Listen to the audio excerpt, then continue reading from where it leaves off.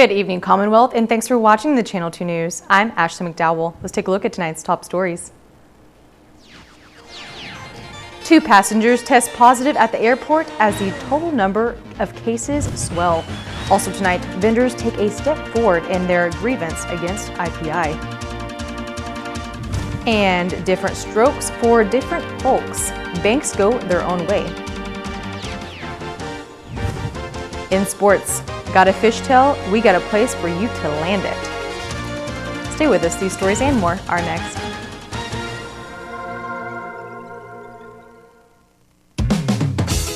Thank you for being here with us. For finding ways to keep things happening. For making things feel a lot better. Thank you. Energize, realize, feels so good just to be alive. Time's a gift, my time is free. I can spend it on you, you can spend it on me. I can say you'll be blown away by the change you see me. And I feel alright, dance all night, put a little flavor in my life. Thank you for staying strong with us. And for us. Thank you for always connecting. For keeping us together. Thank you. Thank you. Thank you. Thank you. Thank you. Thank you for reminding us That despite this distance, We are still better together.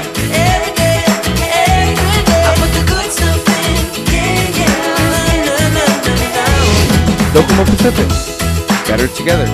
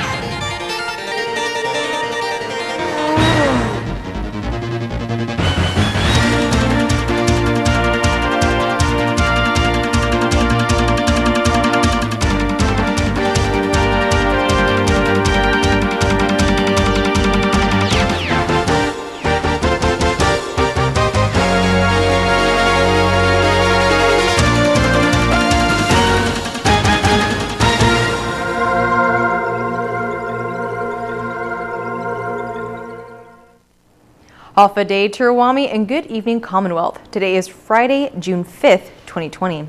The total number of cumulative positive COVID-19 cases in the CNMI is now at 26. The latest cases, a minor and an adult who were traveling together. 2 additional people have been confirmed to have COVID-19. According to the COVID-19 Task Force and CHCC, the individuals are a 15-year-old and a 56-year-old, both asymptomatic. The individuals were passengers of the May 30th United Airlines flight from Guam that originated from the U.S. mainland. The results were confirmed positive on June 4th. One additional 39-year-old female was confirmed to have tested positive for COVID-19 on June 3rd and was identified through community-based testing. But her exposure to the virus is unknown at this time, and she also is asymptomatic. CHCC is conducting contact tracing to identify the possibility of exposure through community spread. We're talking about this before, is that, we're expecting the numbers to increase, and we're seeing that now, right, with community-based testing. When people come in for symptoms, of course, they are going straight to the hospital. And what I was worried about, and, one of the with governor and the task force, we were also worried about individuals that may not have the symptoms, and to ensure that has making sure that we have a way to identify those that are asymptomatic as well. So that's been this far. We have about 6,836 that have been swabbed, and from the community-based testing. So it's still basically about 10% of the population. And, we're, as the governor has campaigned, we are going to continue this. As of June 5th, the CNMI has 26 cumulative positive COVID-19 cases, 2 deaths, 16 recovered, and 8 active cases. Bank accounts belonging to Imperial Pacific can now be seized to settle a judgment for millions of dollars. Attorney Colin Thompson represents Pacific Rim. His client sued Imperial Pacific for violating terms of a promissory note. Imperial Pacific is appealing and has asked the judge to hold off on payment and accept a bond backed by property. Mike Dotz represents IPI. So the judge's ruling was to deny the stay, which now means Pacific Rim can go collect its money. The way Pacific Rim is allowed to do that is it can actually have the marshal's office of the federal court go to the banks and take cash. And once they get up to 6.9 million, then they're done. But until they get up to 6.9 million, they can go into any bank account, take all the cash. Dotz says the case is continuing as there are other damages that Pacific Rim is claiming against IPI. This morning in court, IPI was ordered to pay a document company $50,000 by Monday. IPI says they may not be able to pay. Meanwhile, legislatures attempt to demand answers from the Commonwealth Casino Commission on the financial status of the casino. Sally Lemus has the details. Officials from the Commonwealth Casino Commission appeared before members of the House Committee on Gaming and the Senate Committee on Cannabis and Gaming on Thursday to discuss the financial status of Imperial Pacific International. Pressing issues such as the Community Benefit Fund, assistance for employees on furlough, and the financial stability of the casino were raised but not fully answered due to some confidentiality agreements and restricted powers of the Commission. Representative Edmund Villagomez says there are options available to help the CCC. People tend to put everything on the CCC, but they're not the authority on things outside of gaming. Yes, they regulate the casino, but the casino has a lot of components coming into it, right? You got to build the structure. They are not the building code authority. Environmental issues, they are not the environmental authority. Fire safety, et cetera, et cetera. So that's one thing as lawmakers that we can look into, maybe if legislation is necessary to create something like that, and maybe also give them the authority that's associated with what the commission should be doing. Maybe we could also do that. Representative Tina Sablon, who is not a member of the Gaming Committee but was in attendance, shares her thoughts on the joint meeting. That there are still so many unanswered questions, and one fundamental question that has yet to be clearly answered is IPI financially viable? It seems from all the evidence, all the bills that they haven't paid, the taxes they haven't paid, the community benefit fund obligations they haven't paid, that they are in serious trouble. But we need the Casino Commission to begin its financial suitability hearing, begin the process for determining whether or not this casino licensee is able to continue with this project and is able to comply with the terms of the license. Reporting for KSPN News, I'm Sally Lemus. Going to the bank can be a bit of a struggle during this COVID-19 pandemic as hours are short, lines are long, and the occupancy amount is cut in half. KSPN spoke with some banks on Saipan about how they are following COVID-19 guidelines for everyone's safety. It's the new norm. Wearing a mask inside the bank, standing in long lines while maintaining social distancing, and constantly sanitizing, something that banks around the world and right here in the Sinamai have implemented as COVID-19 guidelines. Since the start of the pandemic, we've always managed the safety, always tried to balance the safety and the service for staff and customers. That was the utmost importance in how to continue to do it in the proper manner, working within the government guidelines. So what we've done was we've installed the hand sanitizing stations. We've put up plexi shields in all the teller stations, and our customer service reps, and our personal bankers, and our business bankers. High-touched areas are constantly clean. We do follow the government executive mandates in limiting the number of people in the branches, so we do have signage everywhere, limiting the number of people, requiring masks once you enter. We also have within the branches markers on the floors to space people people out properly. We do have door monitors at the door to limit the people, to ensure that they're wearing their masks. We do provide hand sanitizers as you come in and as you leave. And then outside, we also try to help keep the social distancing folks in place, making sure that they're properly spaced out. So what we decided to do was to shut down a number of branches. Those were our guidelines. We also have had acrylic shields that we ultimately put in the branches. We, of course, not only exercise the 6 feet social distancing, we also had, sanitizers and masks and gloves to the extent that there were certain areas that needed to work with gloves. But the whole idea behind those guidelines was to assure that we protected not only our customers but also our employees. And of course, as you probably know, customers need to wear masks to get into the branch. Safety is our first priority, and in addition to social distancing measures, we have increased the cleaning that we do here at the branch throughout the day.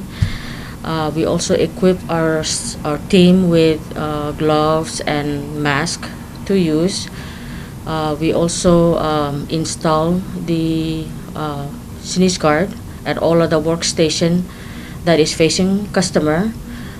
We also have a station there for hand sanitizer for customer. We also have a guard that we have here at the branch during opening hours, and he only allows certain number of people in at any given time, and he's also enforcing social distancing both in and outside of the branch. 3 major banks in the CNMI, Bank of Guam, Bank of Hawaii, and First Hawaiian Bank, have all reduced their hours for the safety of employees and even temporarily suspended some of the bank locations, causing long lines and much stress for customers to make transactions in a short time frame. First Hawaiian Bank is open from 9 a.m. to 1 p.m., but has 2 branches open on Saipan, where they are continuing to monitor transactions and operations before making the decision to go back to normal hours. We actually followed the executive orders by the governor, in which they limited the number of operating hours. So we all followed suit, but we never closed down any of the branches. We kept them operational. Again, keeping in mind the service aspect to ensure that we keep our customers and provide them the services that they deserve and are necessary. So we are looking at it on a daily basis, monitoring it, and if things start to recover and transaction activity starts to increase, then we may look to adjust it accordingly.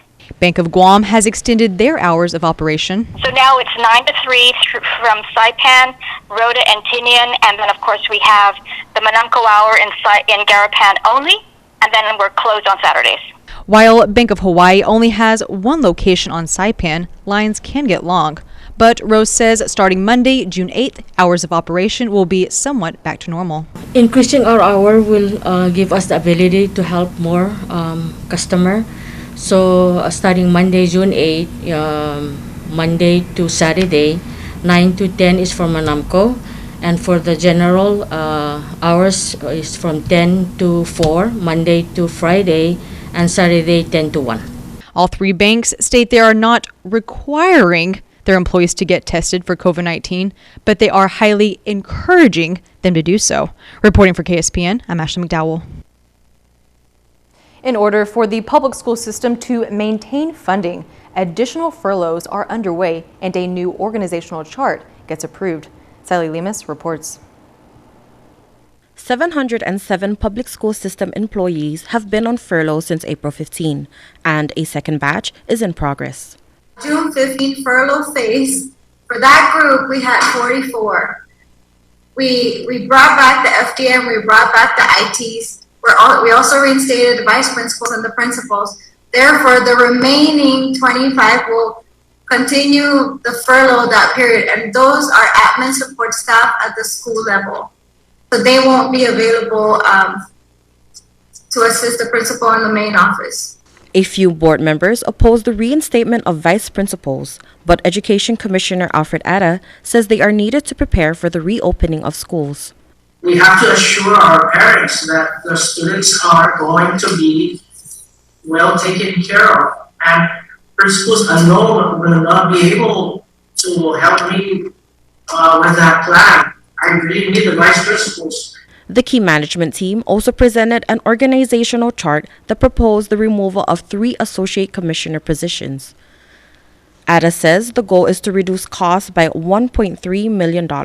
State Board of Education had wanted to put a cap at $65,000, and with that, we moved everybody to director position.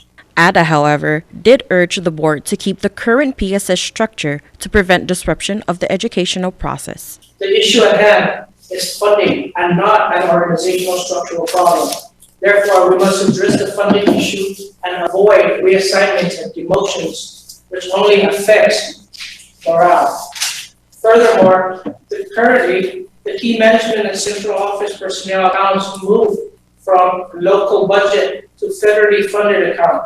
We stand to save $1.3 million. The board then went into executive session and approved the new organizational chart that will take effect on July 6. Reporting for KSPN, I'm Sally Lemis.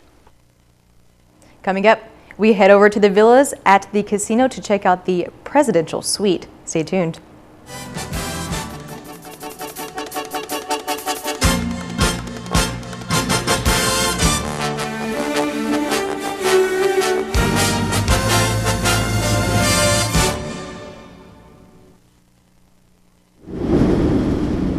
Mom, are you sure?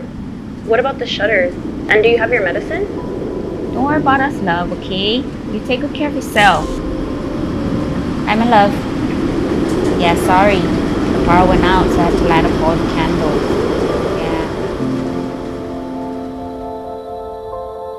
Yeah. Yes, baby, yeah. I'm just glad our home phone's working and we're able to contact you. At one of Saipan's beaches, this mother lays about 100 eggs under the cover of darkness.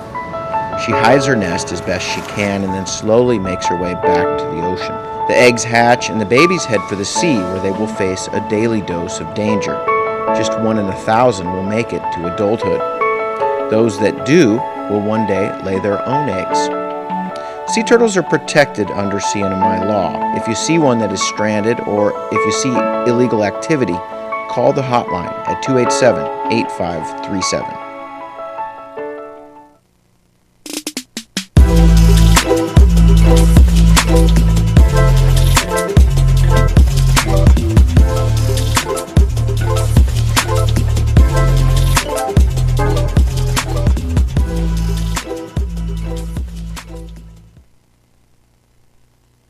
Welcome back to the Channel 2 News.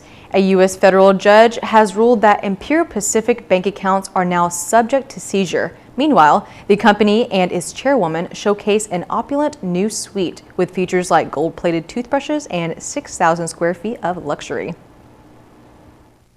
Want to know what's behind these doors? It's the presidential suite here at the IPI Villas, and KSPN is getting a tour. Let's go.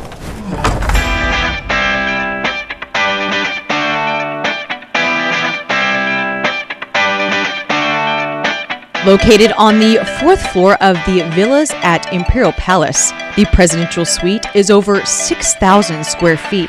That includes 2 bedrooms, 1 guest room, and 1 master suite. And now we enter the master bedroom, which is 300 square feet. Also included in this is a 400 square foot walk-in closet.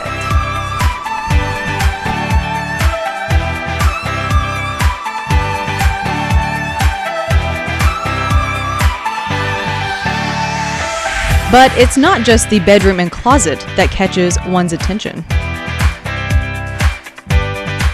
And what better way to brush your teeth than with a gold-plated toothbrush, or for a quick shave with a gold-plated razor.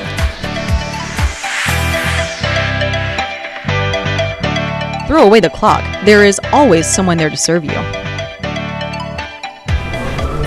Need a midnight snack? No need to worry. Butler service is 24 hours, and here's the Butler's Kitchen.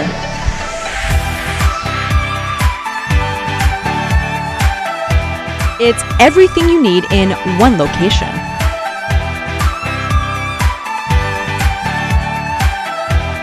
And in this presidential suite, you have your own private gym.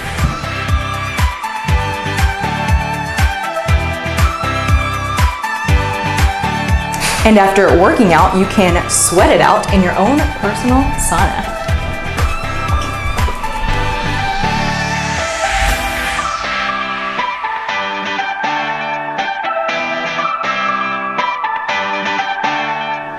And cool it down in this one-of-a-kind, custom-made 800 square foot pool.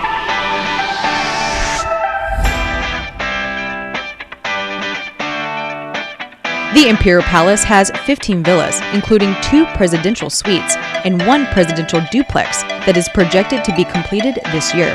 But IPI officials say it could take longer due to the lack of workers. The villas range from $2,500 to $15,000, but IPI officials say the stay is complimentary to the high rollers who come to the casino to gamble. IPI officials say it's a 5-star luxury accommodation with an 8-star service. The presidential suite was finished in September of 2019, but will be open to gamers once COVID-19 restrictions are lifted.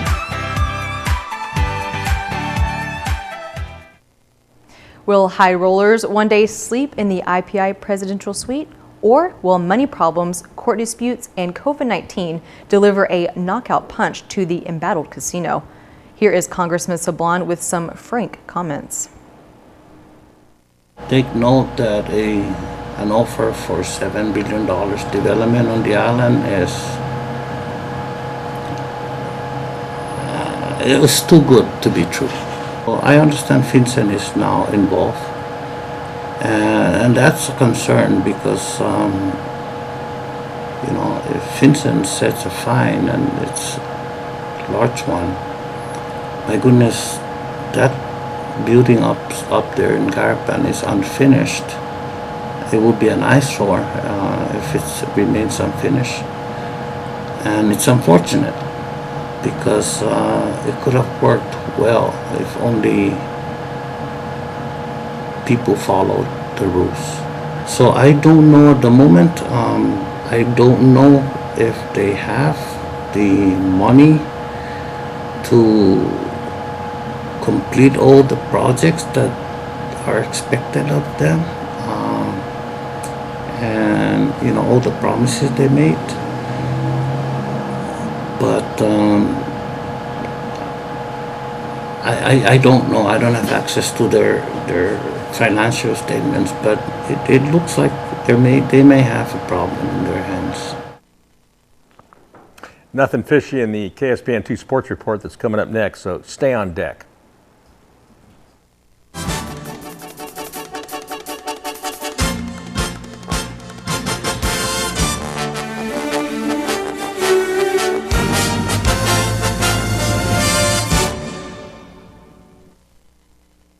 Life gets better. Get on better internet plans with the strongest internet from Docomo Pacific. With whole home Wi-Fi, it's the better way to work, play, and surf at home with the fastest download and upload speeds in the CNMI. Your better internet comes with the free Plume SuperPod for the strongest and safest Wi-Fi coverage throughout your home. Sign up today for as low as $50 a month and get a free smart tablet. Better value for your best connection. Because in everything we do, we are always better together.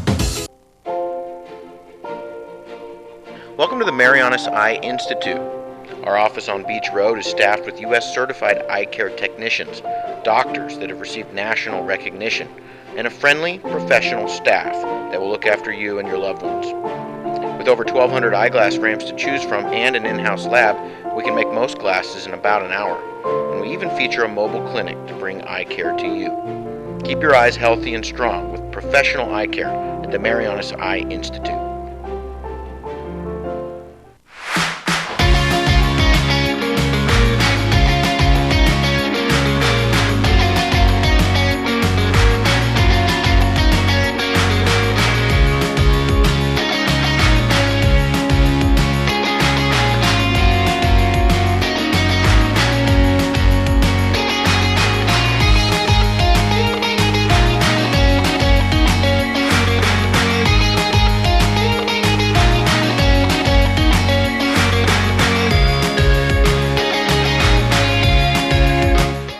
Buena sports fans.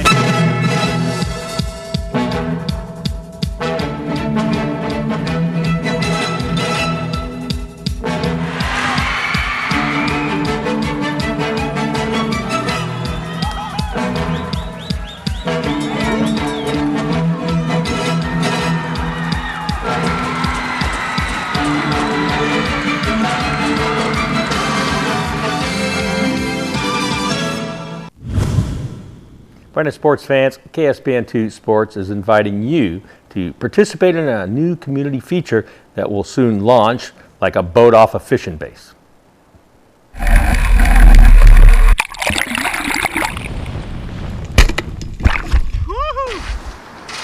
Catch a fish? Got a video? Got a story to tell? Bring it in like it's today's catch. KSPN2 wants to reel you into Fish Tales, a new weekly feature that takes creatures from the deep and puts them in television. We don't care if the fish tails are whoppers. Yeah! Big, man. Big! Yeah! Or that fish are small. We don't care if the stories are true. It's the same, like white lady skirt. Same bait. White lady skirt? I don't know why this white lady skirt. The Marlin really likes this white lady skirt. I don't know why. I still don't know why. But we're pretty lucky today. We don't even care if you get hurt. Did the rig up the fish? James was our gaff man. I was leadering it. Came over the side, and of course it had a trailer hook, and the trailer hook got me. Got me right in the foot. So. Good souvenir. A good souvenir. Can we see I it? just wish they would have weighed me because I weighed more than that fish. Can we see here? How's your foot? It's okay. Oh. There's the 2 holes. Okay. Yeah. Oh, okay. Well, good thing you're wearing Zoris. We want to hear from you, even if you'll never top Keith Torres. The name 10-7 came out from cockfight. It says 10-7 here, local. And in Guam it says Logis. So we're 10-7. This is one of the hardest time we ever tried this marlin. It took us 10 years to put our name on this trophy. We're not here for the cash. We're here for this trophy. Our name is in this trophy. 10-7! We love you, Guam! All of Guam, we love you! And we want to thank the biggest sponsor for all of us. And I'm pretty much sure that he sponsored each and every one of you. And that is Jesus Christ! We don't even care if you didn't catch the fish. Okay, whatever. All right, Louis, tell us about how were the conditions out there today? They were pretty nice compared to yesterday. Not too rough, a little windy from time to time. Not a lot of fish, not a lot of birds, but good times with good friends. We hooked one tuna, but it was so fine it didn't want to come to the boat. But if you did catch a fish, we do care about taste, and we care about your opinion. Wahoo, because wahoo is actually more rare than mahi. Mahi during season you catch them anywhere. And they're fun too, but they're just all over the place. Wahoo, you almost have to have the right gear, and it has a special technique.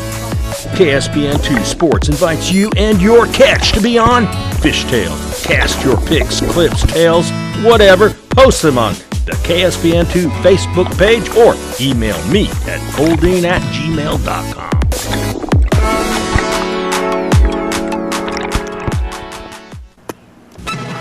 Here's the windup and the pitch. I don't believe what I just saw! Get your game and gear at Gold's Gym Saipan. Group exercise is a great way to get fit and then stay fit. For something high tempo, go for a ride with one of our instructors in our new spin room. Let's roll. Pilates improves flexibility, builds strength, and develops control and endurance in the whole human body. It also improves coordination and balance. And And the Shake Cafe is a great place to stop by for a meal replacement or supplement. See you at Gold's Gym.